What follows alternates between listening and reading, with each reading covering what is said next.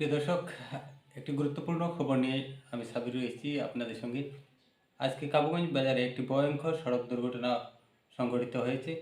এই দুর্ঘটনায় 3 জন যুবক গুরুতরভাবে আহত হয়েছেন। দক্ষিণ কাছাড়ের কাবুগঞ্জ বাজারের কালীবাড়ি মন্দিরের সামনে এই ভয়ঙ্কর দুর্ঘটনাটি সংঘটিত হয়েছে। আজকে বিকাল 3 ঘটিকার সময় এই ঘটনাটি সংঘটিত হয়। আপনারা নিশ্চয়ই জানেন যে কাবুগঞ্জ বাজারের যে 306 নম্বর শিলচর আইচল জাতীয় সড়ক রয়েছে, সেই জাতীয় সড়কে অসংখ্য গর্ত, সেই গর্তের কারণে হয়তো আজকের এই দুর্ঘটনাটি সংঘটিত হয়েছে। এই মর্মান্তিক দুর্ঘটনায় 3 জন যুবক গুরুতরভাবে আহত হয়েছেন এবং একজনের অবস্থা খুবই সংকটজনক বলে জানা গিয়েছে। শিলচর থেকে স্কুটি নিয়ে 3 জন যুবক কাবুগঞ্জের দিকে আসছিলেন।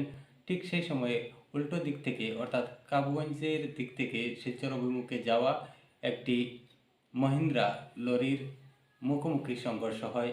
এই সংঘর্ষে 3 জন ছিলেন স্কুটিতে, সেই 3 জন যুবক গুরুতরভাবে আহত হয়েছেন এবং মুখোমুখি সংঘর্ষের ফলে একজন যুবকের অবস্থা সংকটজনক বলে জানা গিয়েছে। একদিকে 3 জন যুবক একটি স্কুটিতে ওঠা নিশ্চয়ই অপরাধ, এবং দ্বিতীয় দিকে রাস্তার ভয়াবহ অবস্থা আমরা ইতিমধ্যে লক্ষ্য করেছি। নতুন বাজার থেকে কাবুগঞ্জ পর্যন্ত 306 নম্বর শিলচর আইচল জাতীয় সড়কের রাস্তার বেহাল অবস্থা আপনারা নিশ্চয় লক্ষ্য করেছেন। রাস্তার মধ্যে রয়েছে অসংখ্য গর্ত। সেই গর্তের কারণে গত বছর প্রায় 9 জনের মৃত্যু হয়েছে।